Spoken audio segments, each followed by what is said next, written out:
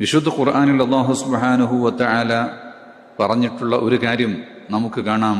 യാ അയ്യുഹല്ലദീന ആമനു ദുഖുലു ഫിസ്സിൽമി കാഫ.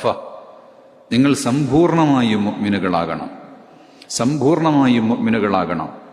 മഹാനായ അബ്ദുല്ലാഹി ഇബ്നു സലാം റളിയല്ലാഹു അൻഹു ജൂതമതത്തിൽ നിന്ന് വിശുദ്ധ ഇസ്ലാമിലേക്ക് വന്നപ്പോൾ ജൂതമതത്തിൽ നിഷിദ്ധമായ ഒട്ടകത്തിൻ്റെ മാംസവും പാലും അത് ഇനിയും ഒഴിവാക്കിക്കൊണ്ട് ജീവിച്ചുകൂടെ എന്ന ഒരു ചോദ്യത്തിന് അതിനു മറുപടിയായിട്ടാണ് നബിതങ്ങൾക്ക് ഈ ആയത്തിറങ്ങുന്നത്.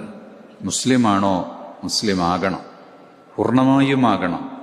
അത് ഭക്ഷണത്തിൻ്റെ വിഷയത്തിലും വസ്ത്രത്തിൻ്റെ വിഷയത്തിലും സംസ്കാരത്തിൻ്റെ വിഷയത്തിലും ജീവിതത്തിൻ്റെ മുഴുവൻ കാര്യങ്ങളിലും വേണം.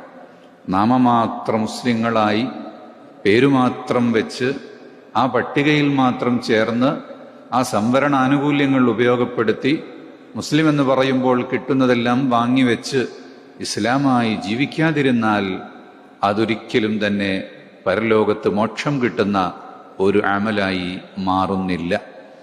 ദീനെന്ന് പറയുന്നത് ഈമാനും ഇസ്ലാമും എന്ന് പറഞ്ഞാൽ വിശ്വാസത്തോടൊപ്പം കർമ്മവുമാണ്. വിശ്വാസം ശരിയാകണം, കർമ്മവും നന്നാകണം.